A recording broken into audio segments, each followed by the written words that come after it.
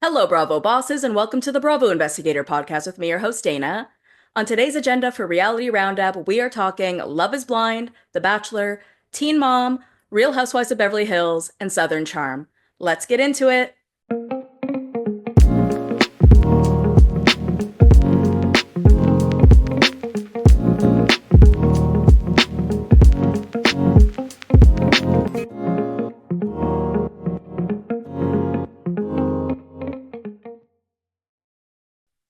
Okay, good morning, everyone. I hope everyone had a good week and weekend.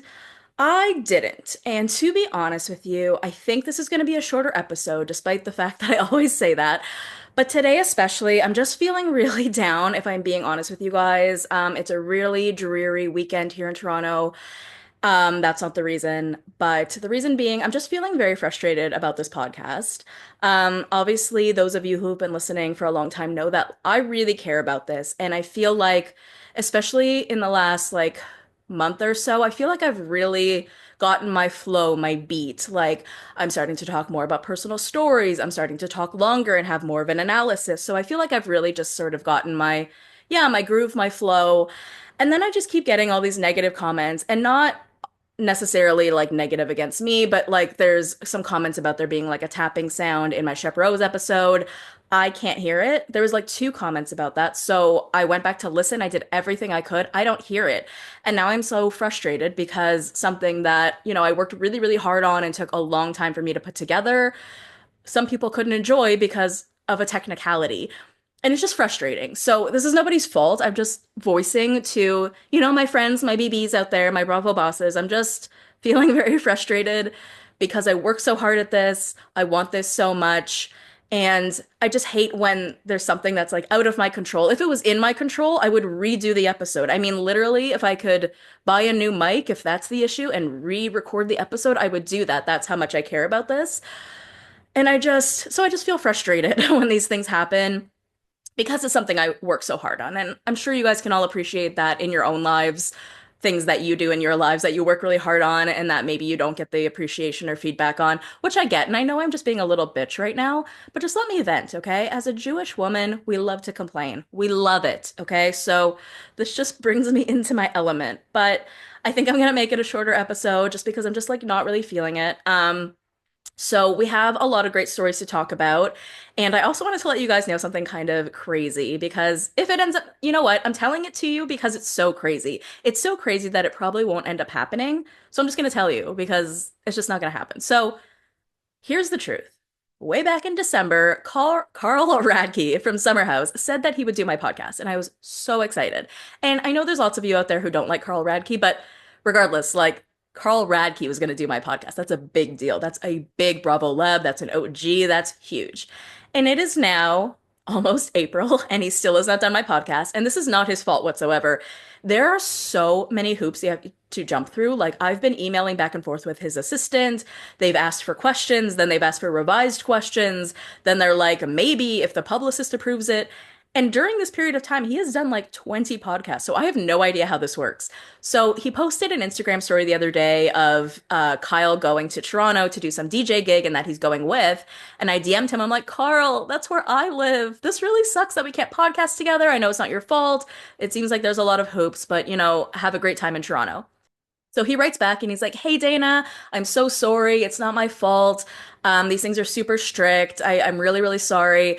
But, when I'm in Toronto, if you want to meet up for a coffee, we can. And I was like, seriously?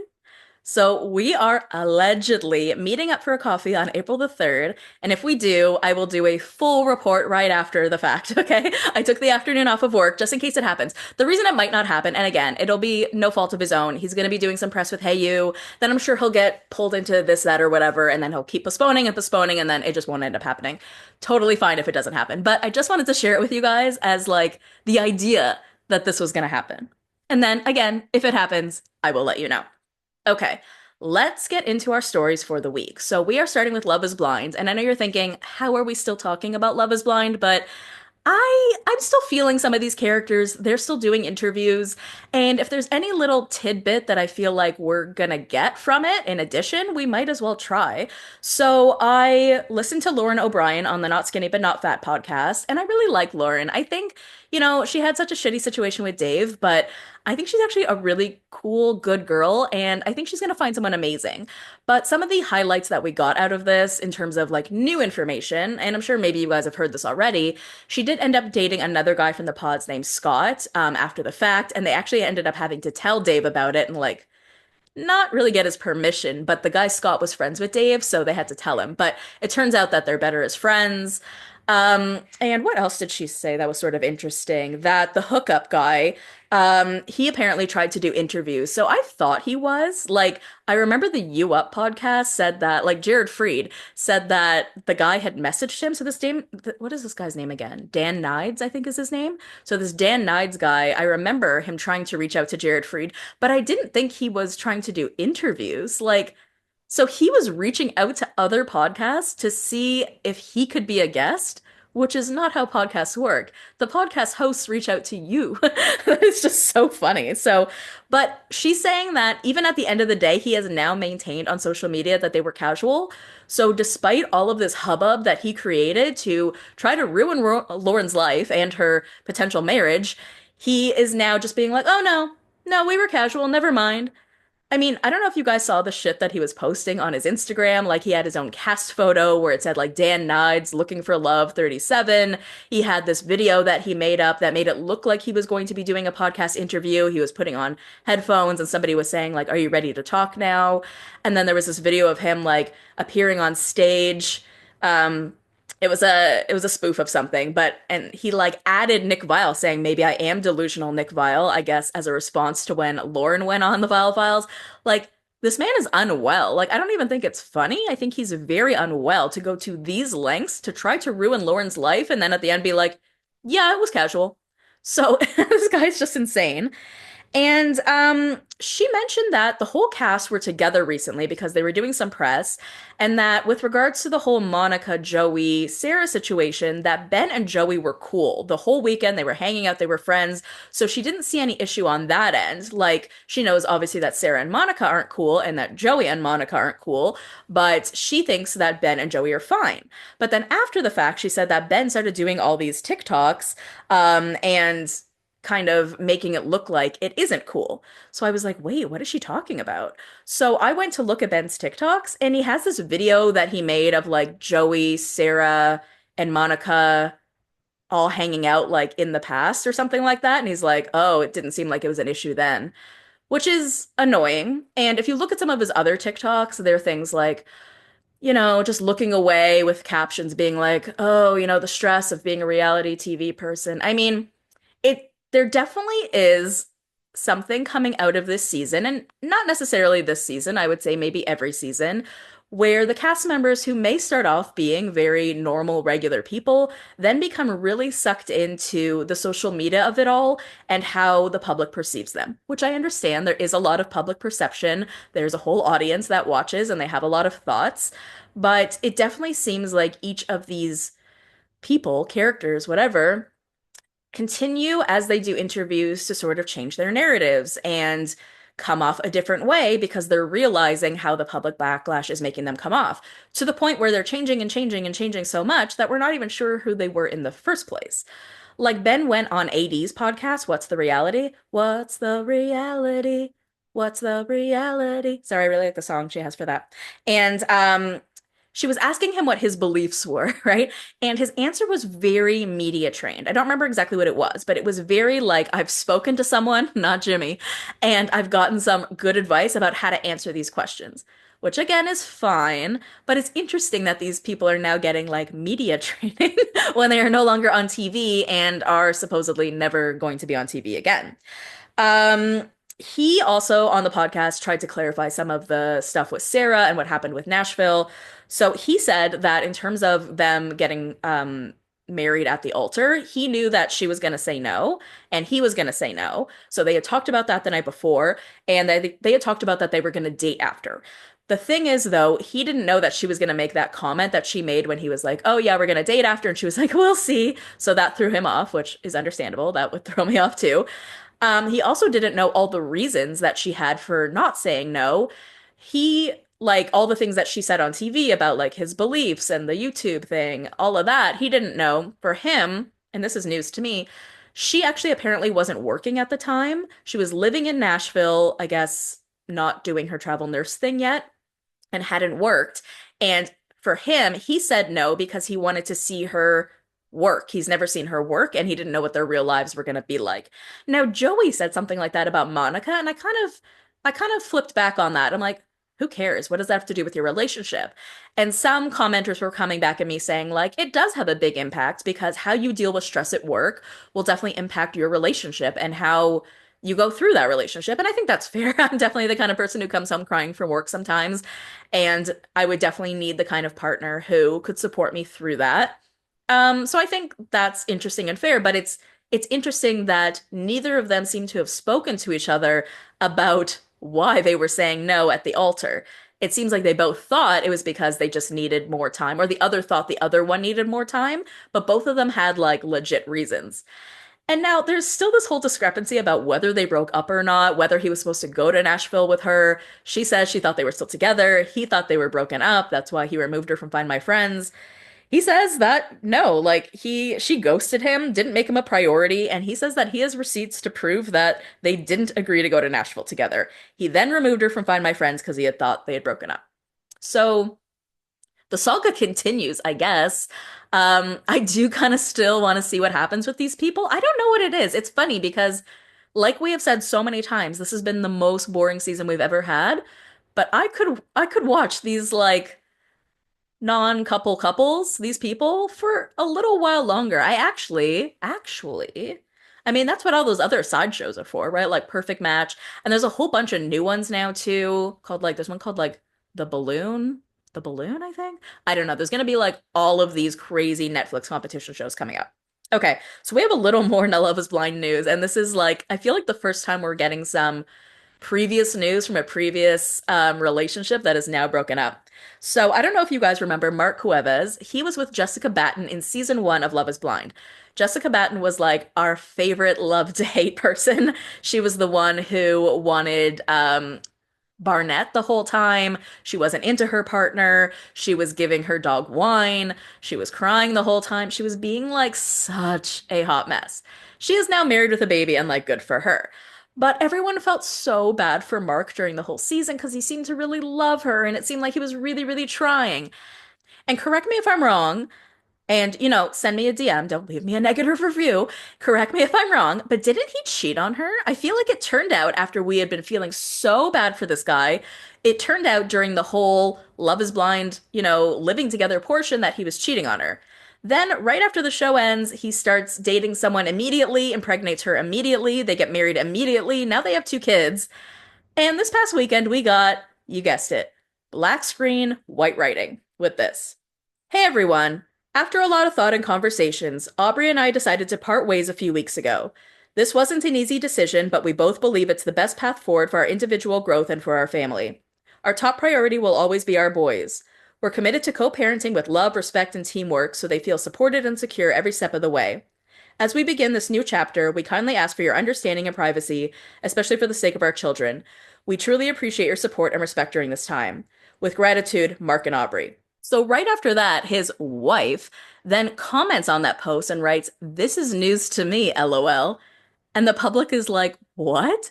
Did this guy just post a breakup announcement about him and his wife without notifying his wife? Like, what is happening? So this took the internet by storm over the weekend. So then I guess Mark spoke to People magazine and had a sit down with them to give his side of the story. I'm gonna read some excerpts from the article that are relevant here because this is just wild. So elsewhere on Facebook, where Cuevas also shared the split announcement via his verified account, Rainey's Aubrey Rainey, his ex-wife, left another comment and encouraged fans to go ahead and head to Instagram for the details. Because this was never a conversation or discussion, she wrote, he got caught out with women and had to cover his tracks to maintain his public image. I had no part in this statement, and it's news to me as it is to everyone else. Rainey later wrote in an Instagram stories post featuring an image of her and her son's hands that life doesn't stop. Even when you feel like your world is falling apart, she wrote, these boys are and have always been my only priority. Lucky to be their mommy. In a statement shared with People on March 29th, Cuevas wrote that the split has been a deeply personal and difficult transition. While I chose to share a small part of it publicly, I want to be clear. My goal was never to create drama or disrespect anyone, Cuevas wrote. Aubrey and I, like many couples, faced our share of challenges. Ultimately, we decided to separate in hopes of creating a healthier, more peaceful environment for our kids, he added. Right now, my focus is on being a present, loving father and doing what's best for our boys. The Love is Blind alum added that there is a lot being said online that simply isn't true and that he won't be engaging in back and forths. Saying a lot that isn't true, dude, you're the one that made the post. But I do hope people can remember there are two sides to the story, and more importantly, two children at the center of this, he wrote. I'm doing my best to handle it with grace, and I hope others allow space for healing too. So, I mean, this is pretty interesting. For someone to make a breakup post, signed by both of them, without her knowledge or consent, is odd. She doesn't seem to be in on it. She doesn't seem to be a part of the divorce, but it's pretty clear that he cheated on her and he is a cheater. So, men are what we always thought they were. We thought he was the nicest guy in Love is Blind, but no, he turned out to be a man. Then we thought he was this nice man with this nice wife and this beautiful family. No, he's just a cheater. But the worst part is making this announcement without his wife's permission. This is just so weird. And then for him to act like he's the bigger person and I'm not going to engage in back and forths, that's too lowbrow for me. But dude, you brought this to the internet in the first place. So when you bring it to the internet, it's if you start it on the internet, it's going to end on the internet. You know what I mean? You didn't need to make a public statement. No one remembered who you were. And I think that if you are going to make a public statement to the entire world, maybe involve your wife. Okay, let's move into The Bachelor. And so we have a little bit of Bachelor news with regards to Rachel Lindsay. You may remember her as the first Black Bachelorette. She now has two podcasts. She has Higher Learning, which is a Spotify podcast, and she has Morally Corrupt on the Ringer reality feed. And I really like that podcast. Now, I didn't really like Rachel Lindsay way back when because of how she ended her season of The Bachelorette. So what I'm going to talk to you guys about today is a little bit of information that she gave about her divorce from Brian Abasolo, and she hasn't given much information about it. So I guess I'll start at the beginning, go to her divorce, and then what I want to tell you guys now. So when Rachel Lindsay came on the scene, I was excited for her to be the Bachelorette, but the way I felt closer to the end, so it was Brian Abasolo and then Peter, and I forget Peter's last name, but he was really, really nice, really sweet guy. And he really loved her, but at the end of the day, he said he couldn't propose because he felt like they hadn't gone through things yet. They weren't there yet. Like he felt love for her, but it was just too soon. And the breakup between them was extremely emotional. I remember her eyelashes were coming off everywhere. They were crying hysterically. And then she ends up accepting a proposal from Brian Abasolo. And I thought, this is insane. She's so clearly in love with Peter. She's only picking Brian because she just wants to get married, and that really kind of pissed me off.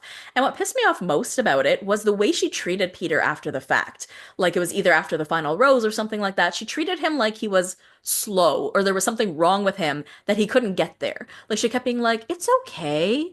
You're just slower. You need more time. You're the kind of person who just needs like a lot more time to get there, you know? You're just one of those. You just can't do it in enough time. And yeah, you're just slower like that. And not everyone needs as much time as you do, but you need more time." So I just didn't really like how that came out, especially given when you watch that scene of her and Peter, you can tell how absolutely heartbroken she is and that was the person she wanted. The way she tried to play it at the end, I guess to save face or I don't know, maybe it was the truth, but her explanation was no, I was crying so hard because it reminded me of previous relationships and being not chosen in those relationships, or I don't know, it just reminded her of like the ending of other relationships. But I don't know, it just felt like you were so in love with this man and then you just picked Brian for the heck of it. Then they end up like not getting married for quite a while. I think they were engaged for at least 2 years, probably more, and then married for a few. So at least they took the time then to get to know each other. Oh, and that's what I remember Peter saying. Like, he's like, I can't get to know you after. I have to know you before I get engaged to you. I only want to get engaged once, which is reasonable. And he's just like, I don't know enough about you. Like, I love what I know, but I don't know enough about you. And she's like, we'll get engaged and we will learn about each other. And he's like, no, like, that's not what an engagement is for. I'm getting engaged to you because I know you, and based on knowing you, I've chosen to be with you. And that's just not where she was. So I felt like that pissed me off. But, anyways, I will explain why it pissed me off, and I will explain how I have now changed my whole mind. So stay with me, guys, before, you get mad at me. So I'm going to play you guys a clip from Higher Learning where she gives a little bit more detail about her divorce from Brian Abasolo, and it sort of just changed my whole perspective on everything. How much of your marriage, what percentage of your marriage was business? No, I didn't feel like that. No. I didn't feel, I won't do that. I didn't feel, I will say towards the end when I felt like I was keeping up appearances, sure. Yeah. But in the beginning, absolutely not. It was straight love. But yeah, but I would say half. Towards the end, it felt like I was, like putting on a front to keep up with appearances and, to protect reputation, stuff like that. Yeah, so that felt like business. I didn't get married for business. No, okay. I won't say that. That's cool. That's great. I have very, I'm asking. It's a good question. Yeah, I'm asking because you never know. Because you know what? The thought from a lot of people from the outside looking in on a situation like that is that you could not possibly have found somebody that you wanted to actually marry and spend your entire life with on that television show in the compacted amount of time that you're on there. Well, remember we dated, but it was 2 years between the engagement and the marriage. So we lived together. Yeah. But I will say there was still pressure because of how we met and even pressure that I put on myself as a woman who was in her 30s and had put career first. And I just felt like, I'm behind on certain things. I do think that if we had met in real life, I would have never been married. Yeah. Like I think I would have, without the public pressure, without, me putting pressure on myself of, I should be married by now. I want kids. I think that I would have flushed out certain issues that I had from the beginning. So it wasn't just the pressure that came from the show itself. There was also just the garden variety. Hey, it's time to be married, societal pressure. I want to write about that because I feel like a lot of women who are similarly situated, who maybe were taught to put career first and they're successful in every area of their life. And then they look up and they're like, man, I thought I'd be married right now. Man, I feel like my biological clock is ticking. You feel like this relationship is the last relationship. And if you don't make this work, then it's going to be hard for you to find somebody else. I absolutely felt like that. And the more I talk to women, I have a lot of single friends, they kind of feel that same way too. Yeah. So there was a bit of desperation in it too. Wow, a bit of desperation. That's interesting. It's interesting how... So for her to admit... Oh, wait. Mine's still on. So I thought that was really interesting for her to admit that there was an element of desperation. I mean, one, that's a huge thing to admit, and two, I stand corrected. I take everything I said back about feeling mad at her or frustrated or pissed off by her, because in listening now to her explanation, it makes perfect sense. We as women feel like that. We as women who are career driven or who are older and we're like, wait a minute, we haven't checked all the boxes. We haven't gotten married. We haven't gotten kids. There isn't much time left. There's the biological clock. There's your friends. And then for Rachel, there was also the public pressure. And it's clear now that they probably wouldn't have gotten married because she's saying that there was many issues that she found out, I guess, during their engagement or in living together and stuff, but she had that public pressure. And I guess she also felt that same pressure, not just public pressure, but the personal pressure. And I guess she also had that pressure while on the show. So she's sitting there looking at Peter and Brian. Peter's telling her no, Brian's telling her yes, and she's like, I'm in my 30s. I need to have kids soon. I need to get married, so I'm gonna pick Brian. He seems fine. I like him a lot. And I'm gonna make it work. I'm gonna make it work. I'm gonna do everything I can to make it work. And I've seen so many women say this. You see them in these shitty relationships or relationships where you're like, why did they choose this person? And a lot of it has to do with, people feeling like this is their last resort. Or, I mean, we even saw Kristen Doherty say that once. It was many seasons ago, I want to say season 7 of Vanderpump Rules, when she was still with Carter. And she said to the camera, if I get married, I know it's going to be to Carter. I'm getting old and I don't have a lot more time. So if I get married, it's going to be to Carter, you know? And at the time, she wasn't doing well with Carter. But in her mind, she's like, if I'm going to get married, it has to be to him. I don't have a lot more time left. Or think Lindsay Hubbard and Stravy. She was having issues with him, but she was like, to make the decision to break up with a guy at 34, which is what she was saying at the time to her therapist, is a big decision because it means I have to start again and date someone again for possibly a few years and then have kids, right? So every time you have to stop and start again. And maybe she thought, hey, if I go on The Bachelor, this is like an expedited process where I can meet someone and get married all within my timeline, right? It almost seemed like a dream come true if you think about it. So again, I stand corrected. I am no longer frustrated with Rachel Lindsay because I totally now resonate with what she's saying. And I kind of feel bad for her, right? To feel that desperation that we as women feel, either from our families, from the public, from just what we are quote unquote supposed to do. It made her make these life decisions that she may not have made otherwise. And so, I feel for her on that. Okay, let's get into Teen Mom. So we had a pretty interesting episode of Kate and Ty break it down, and they had Kailyn Lowry on. And the main topic of their conversation was how Kailyn's friendships were very highly publicized when she was on Teen Mom and the strife that she had with it. So we definitely saw that with Kailyn over the years when she was on the show. We saw her with her children, we saw her with her baby daddies, but we also saw the breakdown of many of her friendships. And so Kailyn and Kate and Tyler are talking about why maybe that was. And they talk about, well, maybe it was because Kailyn didn't have any family to film with, and how with Farrah, for example, they had to break the fourth wall at some point where she had to film with a producer because she didn't have anyone to film with, which I don't really remember, but I definitely remember that with Amber Portwood. I mean, that's even happening now. Like, Amber doesn't have anyone to film with, so she always has to film with a producer. So that could be it. But I think a lot of it has to do more so with the fact that Kailyn did have a lot of friendship strife in her life. She did have friends sort of come in and out, and they sort of became very highly publicized. So because of that, I mean, how could MTV really turn away? I think when you look at some of the friendships she had with people like Peach or Bone, yeah, she has all these friends with all these weird names. Peach was a particularly interesting one. Her name was Christina Peach Robin, and they called her Peach. And I think why that one became such a big issue is because I think that Peach was friends with Javi before Kailyn, but she was very close with Kailyn. I think she was even in Kailyn's wedding to Javi.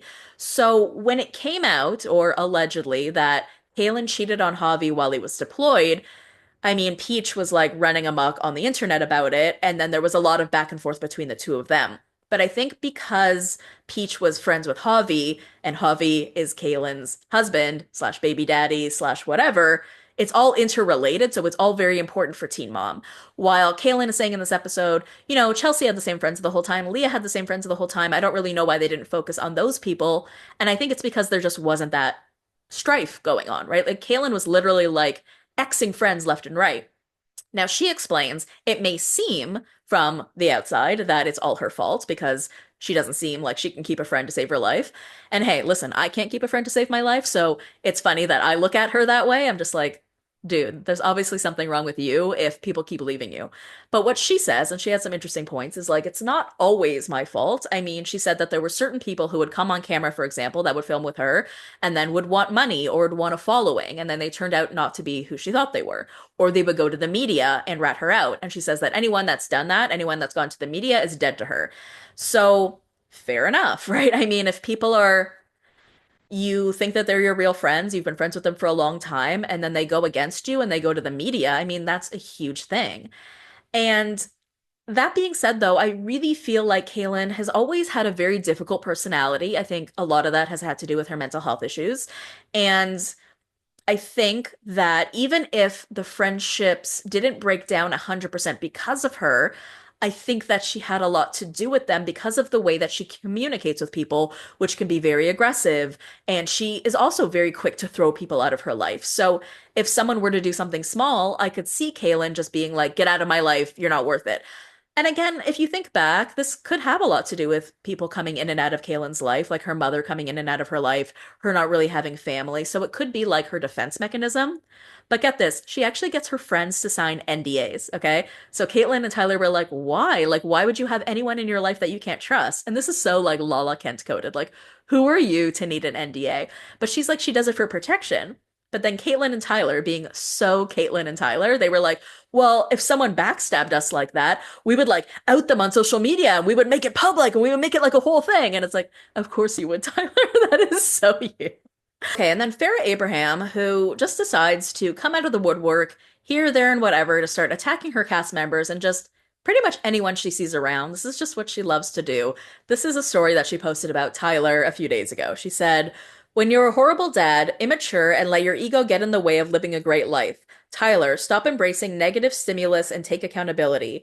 Your financial struggles are severe. Learn to break the cycles and adhere to the 12-step principle. When you're a girl dad but harbor resentment towards women, it's a form of women suffering and abuse. No wonder their daughter, Aunt Teresa, blocked them.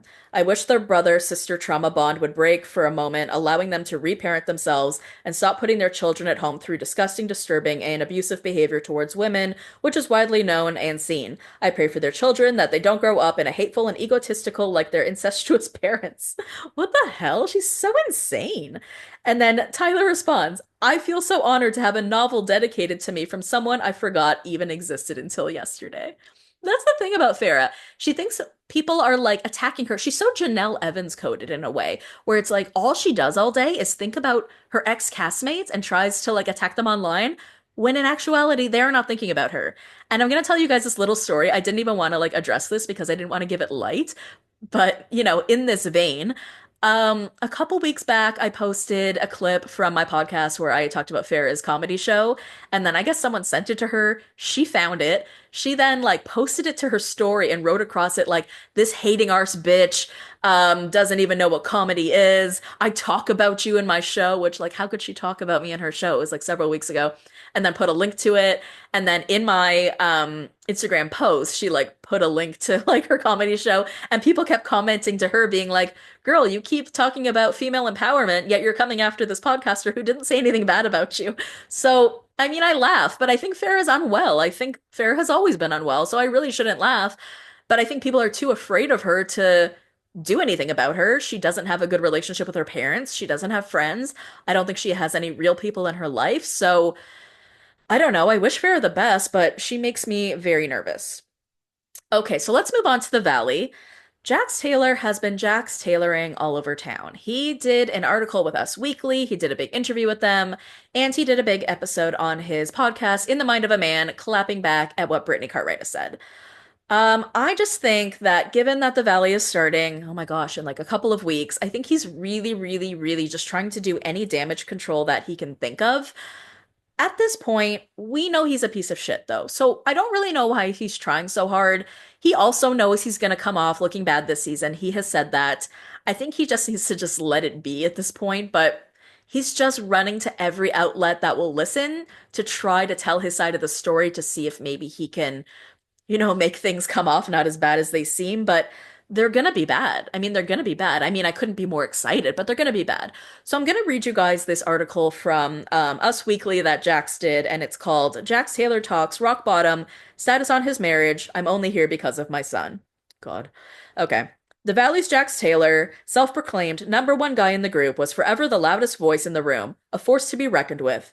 I've always wanted to be the lead singer of a band, he acknowledges to Us Weekly. But I am more than 100 days into sobriety. I'm taking a back seat. I've become the guy who plays the triangle. What?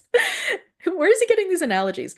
It's hard because I'm so used to being Jax Taylor, this alpha male, but that guy doesn't exist anymore. He can't, or he's going to die. Born Jason Couchy, he rebranded as Jax Taylor when he started modeling in the early 2000s because it's a cool effing name. He branched out he branched out into background actor work, which did you spot him on Desperate Housewives, Will and Grace? And by 2013, Taylor was tending bar at Lisa Vanderpump's LA hotspot, Sir. Enter reality television. In 8 seasons of Vanderpump Rules, he created so much story, drama, conversation, assessed Andy Cohen. Next spinoff, Jax and Brittany Take Kentucky, culminated in his 2019 wedding to sunny Southerner Brittany Cartwright. Then their son, Cruz, was born in April 2021. The small screen beckoned again after a shocking short 2023 stint on E's House of Villains. VPR spinoff The Valley arrived, with Jax and Brittany in starring roles. Viewers saw a rocky marriage, and behind the scenes of the 2024 hit, Taylor was facing dangerous struggles of his own. In July 2024, he checked himself into an inpatient treatment facility where he was diagnosed with bipolar disorder and PTSD. But even that was not the full story. In March, Taylor revealed he'd been battling a cocaine addiction, helped along by his alcohol consumption for the past 2 decades. With a second rehab stint behind him, he's laser focused. If I have a drink, I'm looking for a bag of cocaine, so I had to quit both, he tells us. I know for a fact I'll never touch it again. People are like, well, you don't know. No, I know. Ahead of the Valley's return, Taylor sat down with us to talk bad times, good times, and the son who motivated him to be the person that he is. Jesus. Okay, so the questions are, what led to you acknowledging your addiction publicly? He said, it's really embarrassing, especially at the stage of my life, being a father, being 45 years old, but I wanted it to come out of my mouth, exactly in my own words. This was the right time for me. I'm fresh out of rehab, I'm doing the therapy, this is a good place. Next question is, were you hesitant about how the public would react?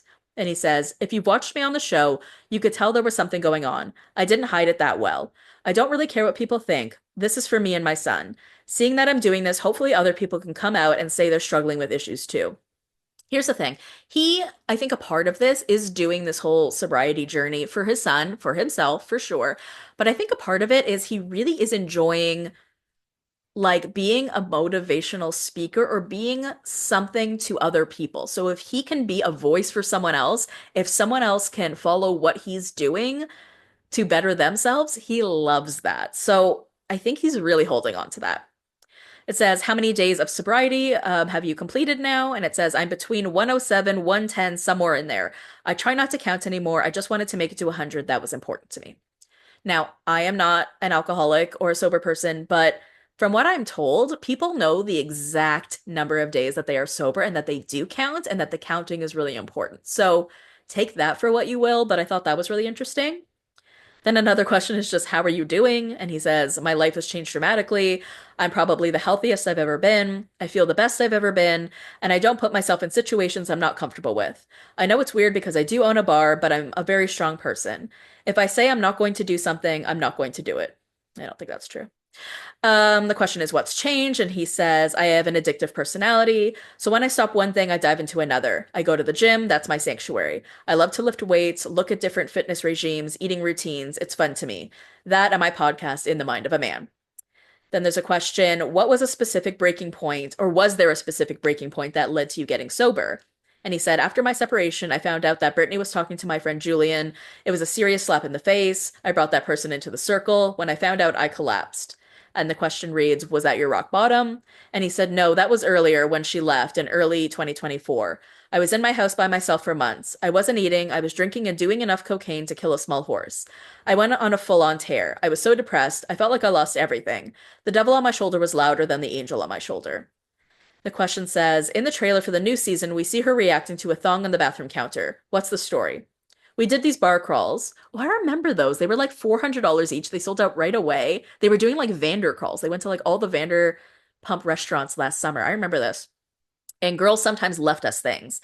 And that's what that was. If I had brought a girl home, I would own it. What am I hiding? I was hooking up with these girls then. So what's the difference if there's underwear there or not? That's so like, what does it matter if I cheated on you once, twice, three times? Like, that's like the whole fate thing. That is just so Jax Taylor. You went to rehab for the first time in July 2024. Do you think you got everything out of it that you could have? And he says, it was the middle of filming season 2. I knew I was the topic of conversation for the cast. My mind is going a mile a minute. My ego is larger than life in there. Like, I don't need to be here. They allowed me to have my phone, so in between group therapies, I'm rage texting. I didn't give Psyclarity a chance. I rushed it. Psyclarity? What is Psyclarity? Psyclarity was maybe the name of the place. It's PSY Clarity. I didn't give Psyclarity a chance. I rushed it. So maybe that was the name of the place. I'm gonna look it up. Then there's the question, so after your 30 days, you ended up falling back into your old habits. And he said, I relapsed shortly after my first stay and in November.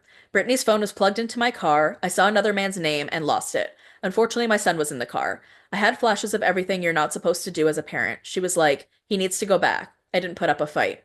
Yes, you did put up a fight. There was a whole intervention. Like, he keeps trying to, like, backtrack everything that Brittany has said, but, like, Alex Baskin, Ryan Revel, Lowry Krebs, all those people wouldn't have needed to be called if they didn't need to force you to go back to this facility. And I fully 100% believe Brittany when she says that. Then there's a question, you did another 17 days in rehab. What did you learn from rehab? And he said, I thought I was depressed, but they told me, you're not, you're bipolar. You're on the wrong medication. Since I've been on that, I let things roll off my back. I don't go nuts like I used to. Oh, and on the question of medication, on his podcast, In the Mind of a Man, he claps back at Brittany saying that he never took Lexapro. He said that she wasn't living in the house and that he did fill the prescription. It just was when she wasn't around. I don't believe that either. Just saying. Again, I believe everything that Brittany said in her clapback podcast, and I'm really annoyed that he bothered to do one. So I'm only just going to read you guys this article. I'm not going to bother with the podcast as well because it's pretty much identical to this, if you think about it. He's just making the same clapback claims to whatever Brittany said to try to make himself sound better. And then there's the question, how far back do your substance issues go? And he says, I've been in and out of using cocaine for a while. That there would be months where I would take off and then I would do it maybe 2, 3 times a month. It got really bad though when the divorce started happening. And then there's a question, looking back, how much do you think you spent on cocaine? And he said, I could probably buy a house for the amount of money I've spent on drugs. It's sickening to me. My parents did not raise this kind of person. And then the question is, did being in the entertainment industry make it worse? And he said, when I was 23, I moved to Miami where I was modeling, and that stuff's just accepted. People were doing it in restaurants. Someone introduced it to me, and I thought it was the best thing in the world. It was drugs, alcohol, parties, selfishness, egos. I thought, this is how I'm supposed to act. And then there's a question. You've been open about your PTSD and bipolar disorder, and more health professionals are linking substance issues with mental health issues. Do you think they go hand in hand? And he says, I do 100%. If you're bipolar or you have ADHD, alcohol, and substance, they just heighten it and make it worse. If you have these things, you shouldn't be doing these things. I know it's weird coming from me. Then there's a question, do you think your mental health struggles drove you to your substance abuse? And he said, definitely. Drugs and alcohol are never the problem for anybody. We're using this to mask our issues. I lost my father in 2017 to esophageal cancer. I've gone through some crazy shit in my life. Let's just drink and mask it. For those 2 hours, I'm not thinking about bills or divorces or my father's death or not talking to my mom. And they asked, do you also struggle with social anxiety? And he says, the alcohol and drugs gave me like a superpower. I could talk to everybody and anybody. Now I have a hard time being in social situations. I've been doing this for so long that my body just is craving it. Like, where's the stuff? How am I going to be social without my crutch? I worry, are people still going to like me?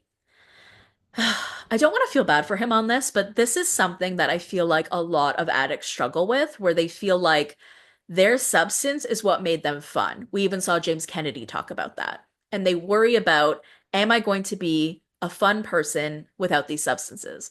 I mean, Randall Emmett had the nerve to say to Lala's assistant, Lala used to be so like sexy and fun and like all this stuff, but ever since she's become sober, she's so boring. And that is a fear that sober people have, right? They feel like drugs give them this boost. It creates this extra level for their personality that they didn't feel like they could have before. And now they're like, who am I without it? You know what I'm saying? Again, not defending him. I just fully understand that piece of it. And then the question says, are you scared that the sober you will be too boring for reality television? And he says, I'm nervous people are not going to accept this laid back person. And I think that's so funny because, dude, you are the least laid back person on the planet, drugs or not. Then he says, we all know I'll never be fully laid back. So, okay, at least he's saying that. It's not my DNA. But the old me is not there. I'm exhausted from the arguing, the conniving, the lying. I'm surrendering. And if you don't like me, fine. But I'm hoping people can watch it and be like, it's about fucking time. But here's the thing. Brittany has said that, okay, he's sober now. He's not on drugs. He's not on alcohol. And he still is ragey with her. He's still so mean to her. He's still sending her insane texts. He's still yelling at her. So it doesn't sound like drugs and alcohol are his only problem. It does sound like he has a lot of other things he needs to work on. And it doesn't sound like he has a full perspective of that because if he thinks that he is resolved now, that he's now laid back, that, I've gone to rehab, I've done the work, I'm a good guy now, you're sorely mistaken. So that, unfortunately, is what we're going to see on screen. And that's what we're going to continue to see because I think there is a piece of Jax Taylor that is just a really angry individual. And I think he always will be, therapy or not, drugs or not, rehab or not, alcohol or not. And I think that definitely his anger towards Brittany, even though he's making it like she's mad at him and he has no issues, I have to walk on eggshells around her. I don't know what else she wants from me. But she has a right to be angry. And I think that but his anger towards her, I would say, I think is also keeping him in that place. He may not admit it, but he holds a lot of resentment towards her. And I think that unfortunately still, again, without drugs, without alcohol, without therapy, it will still come out on Brittany, which sucks. There's a question that said, if you had to choose between sobriety and fame, what would it be? And he wrote sobriety for sure. Oh, well. If you were to ask me in the beginning, I'd be like, no, fame is great. I love it. I don't have a substance abuse problem. Now I've stopped and feel the healthiest I've been in 25 years. I don't want to F this up. And then there's a question, what will you tell your son about your struggles when he's older? And he says, I grew up like a lot of guys. We don't talk about our feelings. I'm going to break that cycle. I want my son to talk about whatever he wants to talk about. Let's be open. It's okay not to be okay. I just couldn't take the weight anymore, the pressure. I don't want my son to feel like that. I want him to be open and honest. I will never judge him. I'll be his biggest cheerleader. And then there's the question, has he been the motivation for turning your life around? And Jack says, I solely believe that I'm only here right now because of him. He's the light of my life, my everything, my angel, my heartbeat. Everything I do is for him. He's the reason I went to rehab. I want to be here for him for the rest of my life. I want him to go, my dad has a problem. He confronted it. He was open about it. If he can be proud of me for that, that would be amazing. And then there's a question, in the new season, we see a heated moment between you and Brittany where she says, Cruz cannot grow up to be a person like you. How did it feel to hear that? And he says, I will never talk negatively about Brittany. Okay, dude, You have. But I'm angry with some of the things she's done. It takes two to fight. A marriage is a team thing. We're your partners. We were in deep and both of us threw in the towel. She was so hurt, she was throwing daggers. There were scenes I couldn't even get through. I had to walk out because I was crying. I deserve a lot of it, but some of the things she said just gutted me. Boo fucking who? You were sending her, like, you were telling her about the sexual things that you were doing with other girls, okay? So what shit could she be saying to you that's gutting you and hurting your feelings when you're literally showing her and telling her about what you're doing with other women? That is horrific. Just saying. Okay, question. Do you still question why the marriage ended? And he said, if it was so bad all these years, why did she stay? Why did she ask me to have another kid last year? Okay, fuck off. Now he sounds like the audience. Because she was in love with you, that's why. Because she couldn't see through it, that's why. Because when you are in something and when you are in love with someone, it is difficult to see everything around you. And because she had put 10 years into this marriage, she was trying to do everything to make it work with her best friend. That's why, you dick. And then he continues on. This is the problem. I know I angered her a lot, and I'm not blaming her. It's more like, why didn't she say, hey, why don't we go to therapy? Why don't we fix this? Or why don't we go away and figure out these problems? What? She talked about therapy. She talked about it at the end of season 1. She's like, when are you going to go to therapy? When are you going to go to therapy? Like, when she sees this part of this article, she's going to lose her fucking mind and she's going to do a recap, not recap, a rebuttal podcast. And that's what's going to end up being this whole season. These two just rebutting each other on each other's podcast. It's going to be fucking wild. Ugh. And then the last question is, how are you two currently? And he says, every day is something different. I'm walking on eggshells. I'm trying my best to be amicable. I want us to say the marriage didn't work, but we're great parents and have a beautiful son. Nothing else matters. But the thing is, he's implying again that it's all her fault, that she's the one who's angry, that he displays no anger, he's not doing anything, he's the one walking on eggshells. When again, I am 99.9% sure that every time he interacts with her, he's doing it in an angry way as well. He's not being kind of nice. She's described several situations where he's lost his freaking mind for no reason.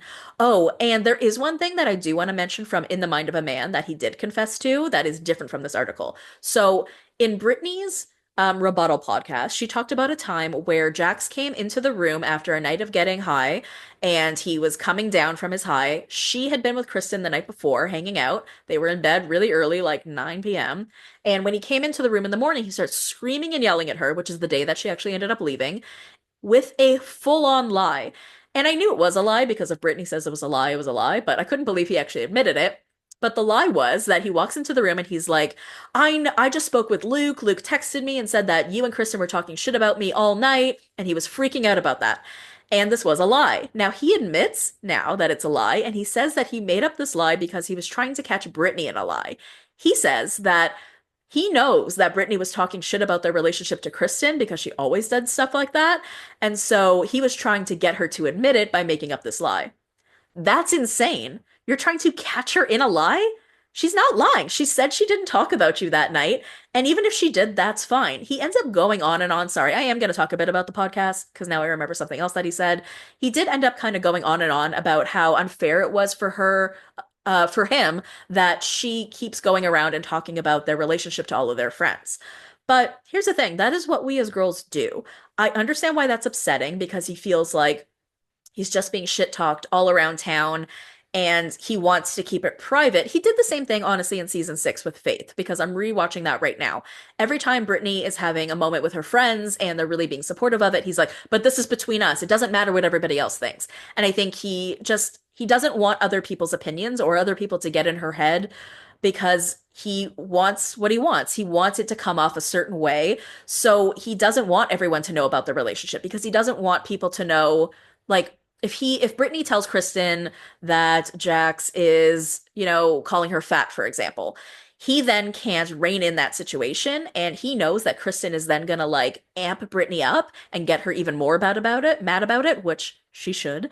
And he feels like, okay, if she tells friends, she's just gonna get more angry and get more justification for being mad at him. Because when we talk to our friends, we want our friends to sort of like justify it for us and support us and be like, yeah, he is a dick. He is an asshole. So that's why she's telling her friends. She can't really just keep it between them because she needs someone to talk to. So I think it's really unfair of him for him to kind of like judge her as a wife. And he goes off about this on his podcast, being like, that was just really screwed up of her to constantly talk about our relationship to her friends. But again, I think that's a very normal thing to do. Now, I did get into a situation like this with an ex. I think my problem though was that I told him that I did it. Like, this was my first relationship, so I didn't really know any better. But I was like, yeah, I would come home and I would be like, so I told Lindsay this and I told Sasha this.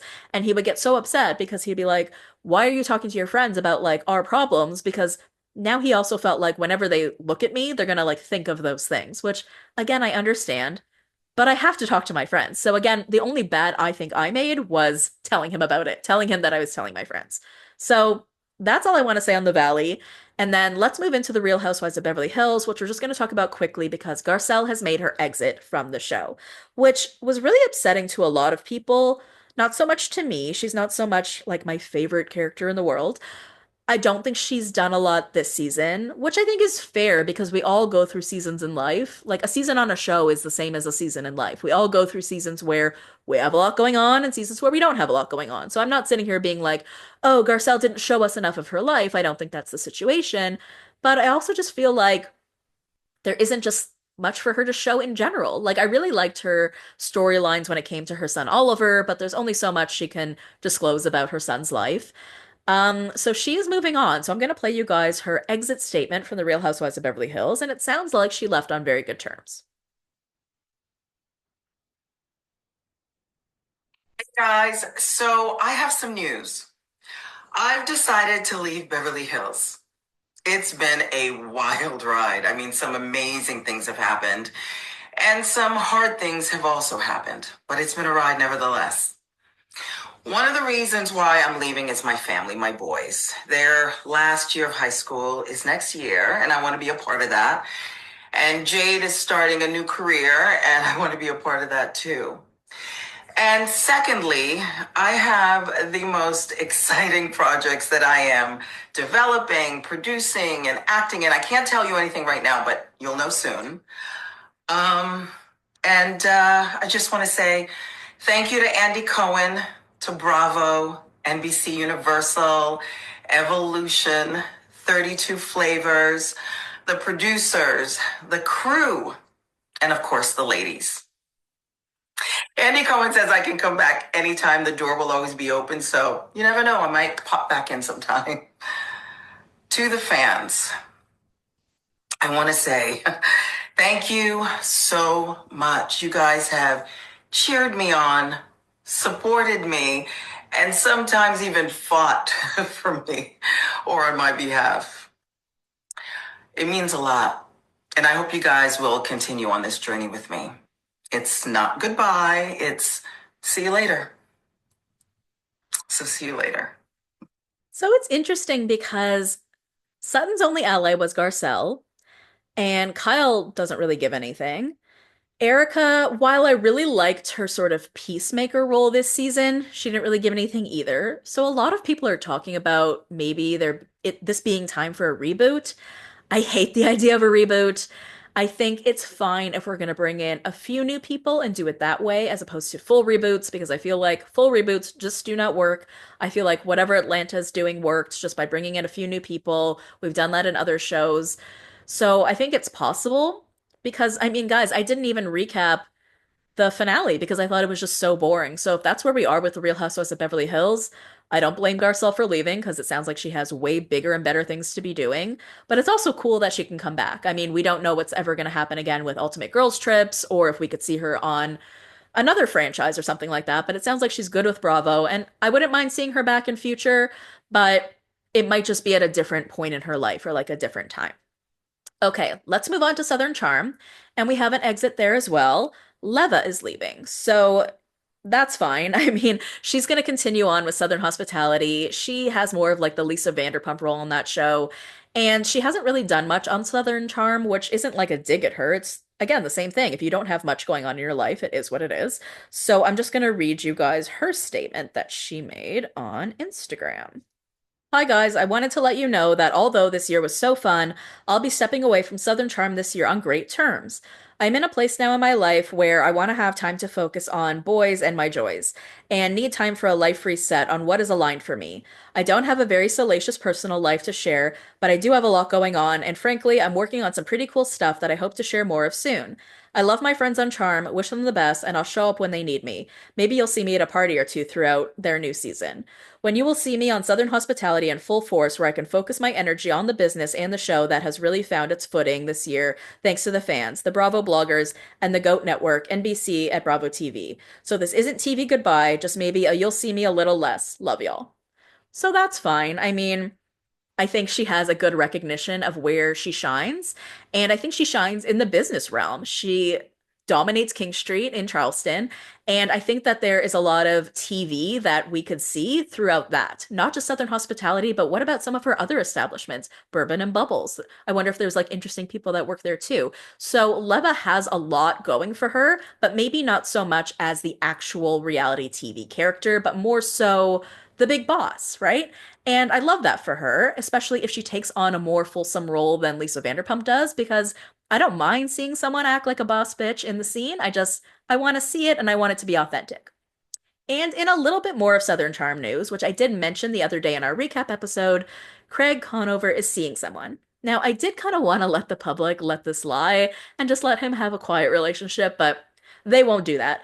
But Dumois came out with it pretty much immediately. He was seen at the airport with this girl. Her name is Natalie Buffett or Buffet. It's Buffett. So she's about 27 years old. I did a little bit of like just looking into her on Instagram, and from what other creators have said, she's apparently dated a lot of athletes. Looking at her, she definitely seems like an influencer type and like a jet set type. So, listen, I'm really just going purely based on appearances. I haven't even seen a video of this girl, but on appearances, it doesn't seem like she's the kind of girl who's looking to get married and to settle down right now, because it seems like she has some sort of influencer career that she's working towards. Just based on the photos that I'm seeing, like they're very, influencery. So I don't know. I don't know. But one thing that I did notice was the kinds of people that were liking her photos were all of the people from Siesta Key. Do you guys remember that show? It was on MTV. It was sort of just like The Hills, but in Siesta Key. And so all of the people who were on that show, like Juliette Porter, Madison House, Kelsey Owens, all those people are liking her photos. So I don't know if she used to live in Florida, had any connection with the cast of Siesta Key, or Juliette Porter from Siesta Key has her own what do you call it, bikini brand now, and I forget the name of it. I don't know. She has a swimwear brand. So maybe this girl Natalie has modeled for Juliet's swimwear brand. I'm not sure, but I'm very curious why she has such a tight connection with all of the cast members of Siesta Key. She wasn't on the show, not that I recall. I watched it pretty religiously. But I don't know, that's all we can really tell about her. She was in the front row of Watch What Happens Live, so despite me sitting there saying, like, why can't everyone leave him alone? Like, I think he wanted it to happen. She was sitting right there. So if Craig is happy, then I'm happy for him. I just hope that he has made sure that this is the kind of girl that is looking for the same thing that he is looking for at the same time that he is looking for it. Otherwise, we're just going to end up in one of these situations again. Okay, guys, that is the end for today. That probably was longer than I said it would be, but I just want to take the rest of the day to rest, regroup, go get my dogs from daycare, and just, enjoy the rest of my weekend, not think about the stress associated with negative reviews and negative comments. And I hope you guys enjoyed today's episode. If you did, please let me know in the comments or send me a DM. I love chatting with you guys about the episode. And if there's any issues that you guys have with the episode, please reach out to me in the DMs. I want to change them. I want to fix them. I really, really do. Okay, guys, I love you, BBs, and I will see you next time. Thank you for listening to the Bravo Investigator podcast in partnership with Hurrdat Media. You can watch full-length videos on Hurrdat Entertainment's YouTube channel. Follow me on Instagram and TikTok at the Bravo Investigator. If you enjoy the show, please leave me a 5-star review. Love you, BBs. See you next time. A Hurrdat Media Production.